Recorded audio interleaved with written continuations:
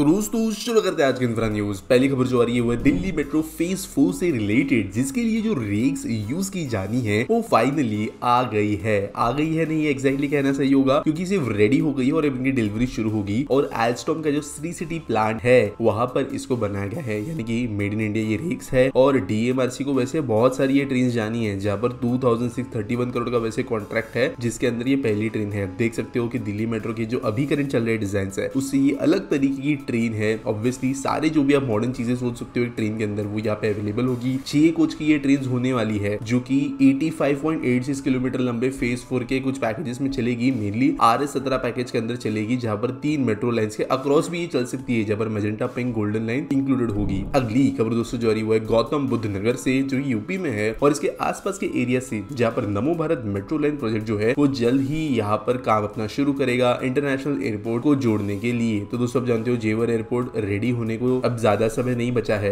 अब नमो भारत का जो पहला फेज था मीरठ तक का वो काफी सक्सेसफुल भी रहा है। यहाँ पे अब जो अगला फेज बनेगा वो प्रोबेबली इसी रूट पर बनाया जाने वाला है, जहाँ पर 72.4 किलोमीटर का डिस्टेंस ये कवर करेगी। 22 स्टेशन होंगे और सिद्धार्थ विहार गाजियाबाद से लेकर ग्रेटर नोएडा के बीच में चलेंगे अल्फा 1 इंटरनेशनल एयरपोर्ट को कनेक्ट करते हुए। अगली खबर दोस्तों जो आ रही है वो है हमारे देश के अंदर अप्रूव किए गए एक न्यू एयरलाइन से रिलेटेड, जहाँ पर शंख एयर के नाम से एक नया एयरलाइन हमारे देश के अंदर अब आते हुए नजर आ रहा है और जल्दी अपना ये डेब्यू करेंगे। तो एक एनओसी जो जरूरी होती है सेबी के साथ में, डीजीसीए के साथ में, वो सब इनको मिल गई है। यहाँ पर अगर बात करें तो करेंटली भारत का जो एविएशन मार्केट है वो काफी ज्यादा एक तरफा होता हुआ नजर आ रहा है। इंडिगो जो है वो अच्छा परफॉर्म कर रहा है, एयर इंडिया एक्सप्रेस, विस्तारा जो है वो साथ मिलकर आ रही है, गो एयर बैंकरप्ट है, स्पाइस जेट की हालत अच्छी नहीं है, जेट एयरवेज बंद हो चुका है, आकाशा जो है वो एक बढ़ता प्लेयर है, इसके जैसे नए एयरलाइंस की भारत में जरूरत तो है, अब यहाँ पे ये बना रही है। अगली खबर दोस्तों जो आ रही है वो है ऑस्ट्रेलिया के यूनिवर्सिटी ऑफ वोलोंगोंग से रिलेटेड, जिन्होंने डिसाइड किया है वो कैंपस ओपन करेंगे गिफ्ट सिटी गुजरात के अंदर। और ये डाइकिन के बाद में दूसरी यूनिवर्सिटी होगी और दूसरी ऑस्ट्रेलियन यूनिवर्सिटी होगी जो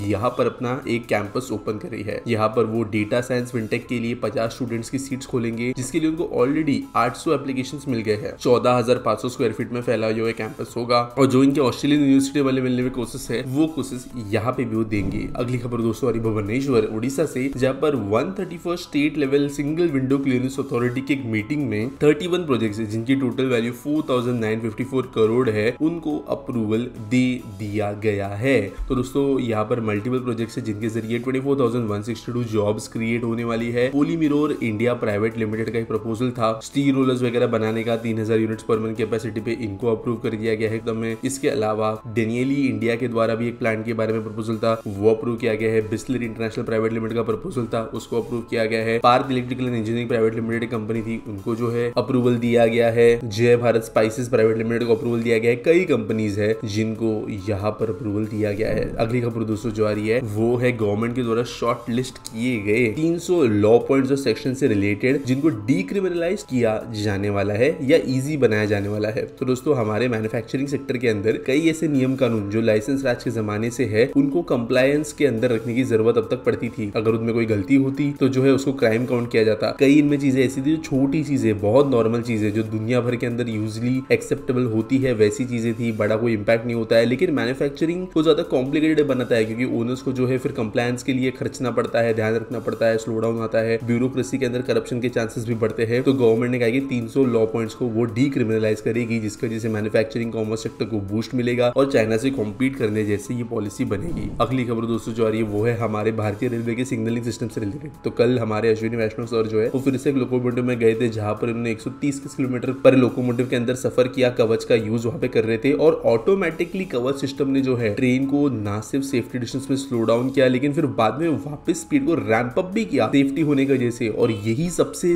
ज्यादा इंपॉर्टेंट चीज है ऑटोमेटेड सिग्नलिंग सिस्टम के अंदर, कि यहाँ पर स्लो डाउन, ब्रेकिंग जो है और स्पीड इंक्रीज भी एक साथ हो, ताकि काइंड ऑफ ड्राइवरलेस ऑपरेशंस चलाने लायक ट्रेन बन सके। और ये जो है सक्सेसफुली टेस्ट किया गया है और जल्द ही ये देश भर में अप्लाई किया जाएगा। अगली खबर दोस्तों DRDO along with IIT Delhi के साथ में डेवलप किए गए एक नए ऑब्जेक्ट से रिलेटेड, जो कि है एक light weight bullet proof jacket, जो हाईएस्ट लेवल थ्रेट्स से हमारे आर्म फोर्सेस को प्रोटेक्ट करेगा। तो वैसे कई सारे बुलेट इस देश के अंदर डेवलप हुए हैं, ऑब्वियसली इनकी डिमांड भी आर्मी की तरफ से बहुत ज्यादा होती है। और ये minimum possible wait in bullet train waste का जो है वो 8.2 और 9.5 kg का होगा डिफरेंट BIS लेवल के लिए, और 360 डिग्री प्रोटेक्शन ये प्रोवाइड कराएगी। आज के आसपास इस सवाल के बारे में बात करें तो शुभम पूछते हैं, how is Vande Metro a metro if it is operating just once during the day, up down on the route. Shouldn't there be a plan for operating multiple rates frequency like long distance suburban trains? तो देखो कुछ दिन पहले एक आसपीटी का सवाल आया था जहां पर मैंने इस बात का जवाब दिया था कि अचानक गवर्नमेंट जो है अजीब अजीब नाम क्यों देती है प्रोजेक्ट्स को, और मैंने उसके पीछे जो है बहुत चीजें समझाई थी, जिसके अंदर एक क्लियरली बात मैंने ये भी बोली थी कि कोई खास लॉजिक नहीं होता है, मार्केटिंग के हिसाब से की जाती है, कौन सा टर्म कहाँ पे यूज किया जाना चाहिए इसके ऊपर इतना ध्यान नहीं जाता। और मेरे हिसाब से भी मेट्रो जो है वो सही नाम नहीं है, लेकिन वो सेक्सी नाम है इसलिए उसका इस्तेमाल किया जा रहा है। अभी यहाँ पर ये बात भी सच है कि अभी फिलहाल फ्रीक्वेंसी कम है, लेकिन जब नई ट्रेन जाएगी, ये पहली रेक है, इसकी अच्छी खासी टेस्टिंग होगी, इसके अंदर क्या चेंजेस की जरूरत पड़ती है वो देखा जाएगा टेक्निकली, लॉजिकली, और अकॉर्डिंगली आने वाली ट्रेन में वो चेंजेस होंगे और फिर मास प्रोडक्शन शुरू होगा, जैसे वंदे भारत का शुरू हुआ है। तो जैसे जैसे प्रोडक्शन बढ़ता है तो depending on demand and supply multiple rakes दिन में आ जा सकती है किसी रूट के ऊपर जहाँ पे डिमांड हो, लेकिन मेट्रो से इसको कंपेयर करना सच में सही नहीं है। लेकिन अब नाम गवर्नमेंट ने दे दिया है, लेकिन लोग जो है खुद से इसको इंटरप्रेट जिस तरीके से करना चाहते हैं उसी तरीके से करेंगे। उम्मीद करता हूँ आपको सवाल का जवाब मिल गया होगा। आपके पास कोई सवाल है आप कमेंट सेक्शन में मुझे पूछ सकते हो। मिलेंगे अगले वीडियो में।